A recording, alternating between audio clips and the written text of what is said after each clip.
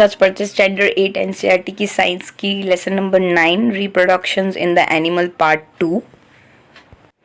बोजो को यहाँ पे क्वेश्चन होता है, how could a single cell become such a big individual, कितना छोटा सा सेल इतना बड़ा इंडिविजुअल कैसे हो जाता है, तो उसके बारे में पढ़ते हैं। Development of embryo, fertilization result in the formation of the zygote which begin to develop into the embryo. धीरे धीरे धीरे जब वो मेल और फीमेल गैमेट इकट्ठा होके जाइगोट फॉर्म कर देता है तो फिर वो धीरे धीरे एम्ब्रियो में कन्वर्ट होना शुरू हो जाता है, मतलब थोड़ा बड़ा होता है तो उसको एम्ब्रियो बोलते हैं। The zygote divided repeatedly to give the rise to the ball of a cell, और धीरे धीरे धीरे फिर वो बॉल जैसा बन जाता है। The cell then begin to form the group that develop into the different tissues organ of the body. फिर धीरे धीरे वो सेल है बॉडी के अंदर टिश्यूज बनाने शुरू करते हैं बेबी के बॉडी के अंदर, और ऑर्गन्स क्रिएट करना शुरू हो जाता है। दिस डेवलपमेंट स्ट्रक्चर्स जिसको एम्ब्रियो बोलते हैं। The embryo get embedded in the wall of the uterus for the further development. और जो एम्ब्रियो होता है वो यूटेरस, हम लोगों ने आगे पिक्चर में देखा, यूटेरस मतलब वो जो मिडल वाला पोर्शन होता है वहाँ पे वो बॉल आ जाता है और धीरे धीरे डेवलप हो जाता है। आगे का डेवलपमेंट का प्रोसीजर होता है। The embryo continue to develop in the uterus, जो एम्ब्रियो होता है धीरे धीरे यूटेरस के अंदर डेवलपमेंट होता है। इस ग्रेजुअली डेवलप कुछ इस हिसाब से बताया हुआ है पिक्चर में। The body part such as hand, legs, heads, eyes, ear etcetera, धीरे धीरे जैसे बेबी बड़ा होता जाता है तो उसके हाथ, लेग, हाथ, आईज, ईयर्स, ये सब चीज़ें आना शुरू हो जाता है। The stage of the embryo in which all the body parts can be identify is called foetus, और जब उसकी पार्ट दिखने शुरू हो जाते हैं उसकी बॉडी पार्ट तो उसको फीटस बोलते हैं। When the development of the foetus is complete the mother give a birth to the baby, और जब पूरा पार्ट उसका कंप्लीट हो जाता है बनना तब वो एक जो मम्मी होती है वो बेबी को बॉर्न देती है। Internal fertilization takes place in the hands also, but do hands give a birth to the baby like a human being and a cow? नहीं, इंटरनल फर्टिलाइजेशन हैंड के अंदर होता है लेकिन वो अंडा बाहर छोड़ती है और फिर उसको वार्म देती है, फिर जाके उसका बेबी निकलता है। Then how are the chicks born, let's us find out किस हिसाब से चिक बॉर्न होता है उसके बारे में बात करते हैं। Soon after fertilization zygote divide rapidly and travel down the oviduct. धीरे धीरे जब वो जाइगोट फॉर्म हो जाती है तो ओविडक्ट में से बाहर निकल तक यूटेरस तक आती है, मिडिल वाला पोर्शन तक इतना ट्रैवल करके आती है। Many protective layer are form around it, और बहुत सारे लेयर बनने शुरू हो जाते हैं इसके आजू बाजू। The hard shell that you see in then hen's egg is one such protective layer. जब हैंड्स के ऊपर का, जब हम लोग अंडे के ऊपर का जो छिलका देते हैं वो उसका एक पार्ट होता है। After the hard shell is form around the developing embryo the hens finally lay the egg. जब हार्ड शेल बन जाता है तब वो फिर अंडा देती है। The embryo takes about the 3 weeks to develop into the chicks, और जो अंडा देती है वो बेबी बनने में 3 वीक लगते हैं। You must have seen the hen sitting in then on the egg to the provide the sufficient warm. आपने देखा ही होगा कि हैंड उसके ऊपर बैठती है वार्म देने के लिए। Did you know that the development of the chicks takes place inside the egg shells during this period? After the chick is completely develop into the burst open the eggshells. ये सारी process पहले अंदर हो चुकी होती है and फिर आधी प्रोसेस बाहर आके होती है एंड फिर उसमें से एक नई चिक बाहर निकलती है एक्शेल के अंदर, डेवलपमेंट हो जाती है जब वो बर्स्ट ओपन होके बाहर आती है। In animal which undergoes external fertilizations, development of the embryo take place outside the female body। और एनिमल के अंदर एक्सटर्नल फर्टिलाइजेशन होता है, ये जो डेवलपमेंट होता है एम्ब्रियो का ये बॉडी के बाहर होता है। एम्ब्रियो कंटिन्यू होता रहता है ग्रो करना और with in their egg cover. After the embryo develop the egg hatch. Embryo जब डेवलप हो जाता है तब एग हैच हो जाता है, पक जाता है। You must have seen the numerous tadpoles swimming in the ponds and the streams. और आपको देखने को मिलता है फ्रॉक्स के सीन में कि बहुत सारे टैडपोल्स आपको पानी में तैरते हुए देखने को मिलते हैं।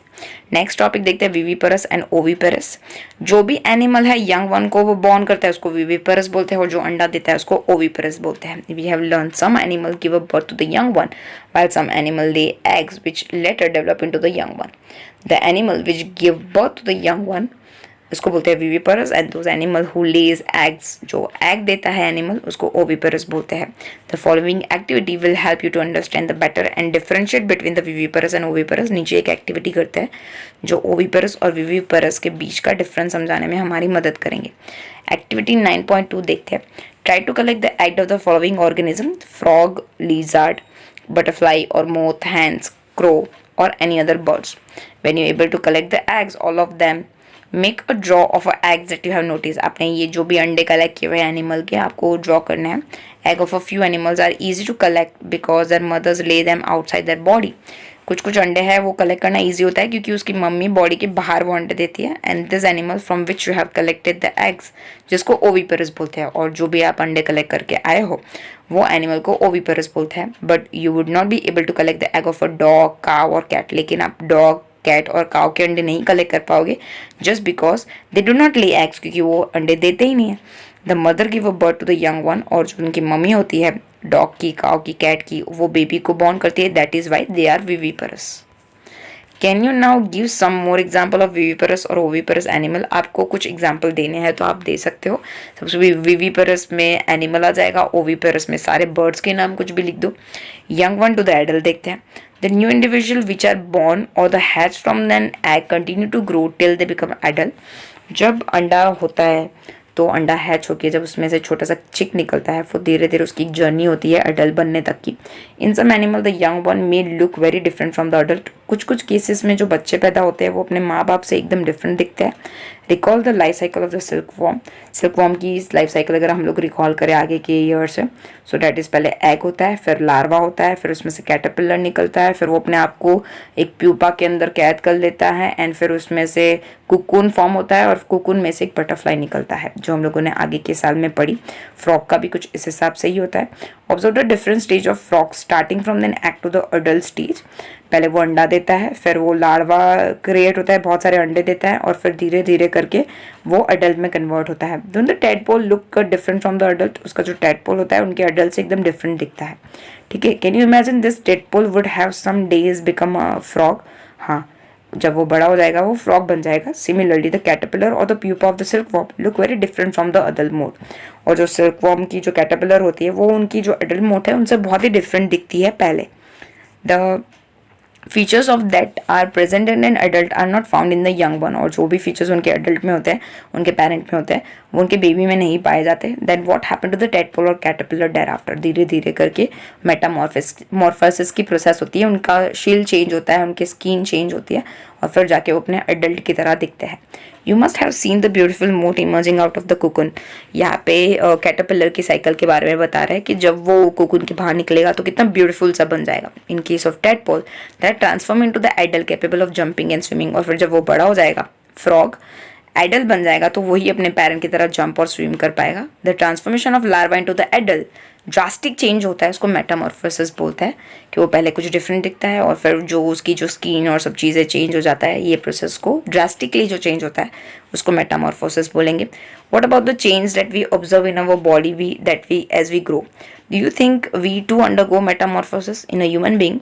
Body parts similar to those present in an adults are present from the times of a birth. नहीं, हम लोग मेटामॉर्फोसिस नहीं करते क्योंकि बचपन से ही हमारे हाथ, पैर, मुंह, नाक सब एडल्ट की तरह आ ही जाते हैं, सिर्फ हमारा ग्रोथ होता है। 9.3 देखते हैं, asexual reproductions. So far we have learn about the reproductions familiar animal, but what about very small animal जैसे कि हाइड्रा है, माइक्रो ऑर्गेनिज्म है, अमीबा, पैरामीशियम, वो कैसे रिप्रोड्यूस करती है? Let's find out. एक्टिविटी 9.3 में ये हाइड्रा का एग्जाम्पल दिया हुआ है। ये परमानेंट साइज है हाइड्रा का। Observe them using the lens of the microscope. Look out for any bulgings from the parent body. Count the number of the bulge. देखो बाहर आजू बाजू आपको एक बल्ज देखने को मिल रहा है, वहाँ से एक नया हाइड्रा क्रिएट होता है। आपको ये जो बल्ज है उसका साइज नोट डाउन करना है। धीरे धीरे वो बढ़ेगा हाइड्रा का, और फिर वो एक कम्प्लीटली एक इंडिविजुअल हो जाएगा। In each hydra there may be a one और द मोर बल्ज। कभी कभी एक होता है या फिर बहुत ज़्यादा होता है, या पिक्चर में एक ही दिखाया हुआ है। This bulge are developing new individuals, they are called bud. और ये एक छोटा सा बल्ब हो जाएगा बाहर, बल्जिंग आउट पार्ट हो जाएगा, जिसको बर्ड बोलते हैं। Recall the presence of the bud in the yeast. In hydra two new individual develop as a outgrowth from the single parents. और हाइड्रा के अंदर इस हिसाब से नया जो इंडिविजुअल है वो डेवलप होता है बाहर की साइड। ऐसे टाइप के प्रोडक्शंस को जहाँ पे सिंगल पेरेंट सेल में से बनते हैं, जिसको असेक्सुअल रिप्रोडक्शन बोलते हैं। Since new individual develop from then bud in the hydra, this type of asexual reproduction is called budding. So ऐसा जो नया इंडिविजुअल डेवलप होता है बर्ड के अंदर से, उसको असेक्सुअल रिप्रोडक्शन बोलते हैं और उसको बर्डिंग बोलते हैं। Another method of the asexual reproduction is observe in then amoeba. आपको बाजू में डायग्राम में देखने को मिल रहा है, एक अमीबा थी, उसमें से दो हुई, उसका न्यूक्लियस है वो सेपरेट हुआ, फिर उसमें से दो अमीबा बनी, और फिर जाके डॉटर अमीबा क्रिएट होगी, और फिर आगे जाके वो दूसरी अमीबा को बॉर्न करेगी। Okay, so you have already learned about the structure of amoeba. You recall the amoeba is a single cell organism.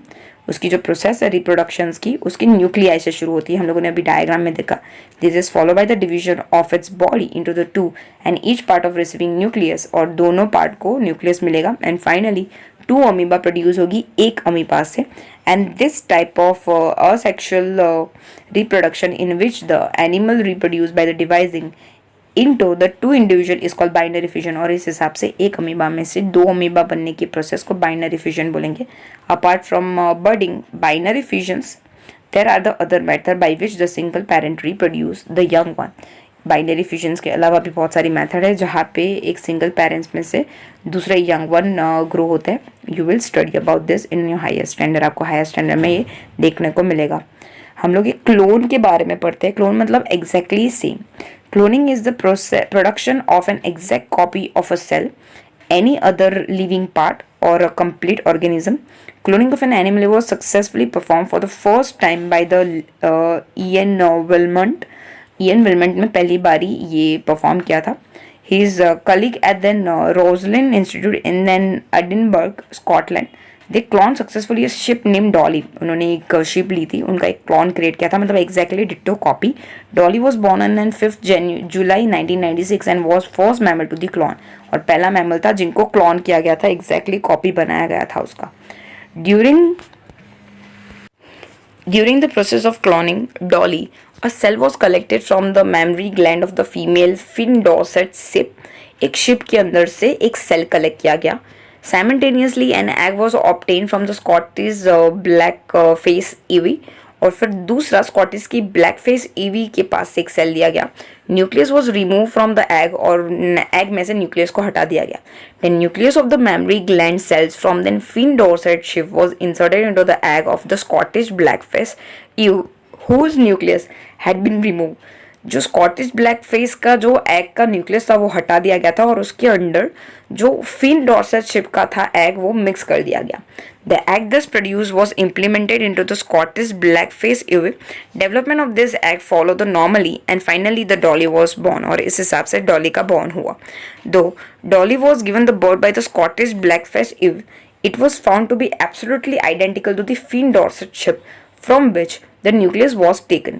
सो यहाँ पे पैदा किया किसी और ने, ठीक है, मतलब पैदा किया स्कॉटिश ब्लैकफेस ईव ने, लेकिन वो एग्जैक्टली दिखी फिन डॉर्सेट शिप की तरह, ठीक है. सो इस हिसाब से since the nucleus from the egg of the Scottish blackface ewe was remove, Dolly did not shows any characteristics of the Scottish blackface ewe. So उसके अंदर डॉली के अंदर कोई भी स्कॉटिश ब्लैकफेस ईव के फीचर्स नहीं आए, लेकिन फिन डॉर्सेट शिप की तरह दिखी. ये बॉर्न की थी स्कॉटिश ब्लैकफिश ईव ने. न्यूक्लियस हटा देने की वजह से इस हिसाब से हम लोग एग्जैक्टली डिट्टो क्लोन क्रिएट कर सकते हैं, सेम बेबी उसका क्रिएट कर सकते हैं. And Dolly was a healthy clone of a Finn Dorset sheep and then produce several offspring of her own through the normal sexual means.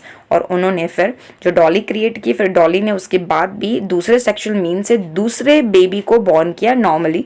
Unfortunately Dolly जो है 14 फरवरी 2003 को डाइड हो गई थी due to the lungs disease की वजह से उनकी डेथ हो गई. Since the Dolly several attempts have been made to produce a clone mammal, however many die before birth और the die soon after the birth. और उसके बाद भी डॉली में से कुछ क्लोन बनाए गए, लेकिन कुछ बर्थ के बाद या फिर कुछ बर्थ के बिफोर मर गए. The clone animals are many time found to be a born with several abnormality. जो क्लोन होते हैं जिसके अंदर कुछ अबनॉर्मलिटी पाई जाती है, कुछ ना कुछ प्रॉब्लम्स, कुछ ना कुछ डिजीज भी पाए जाते हैं क्लोन के अंदर.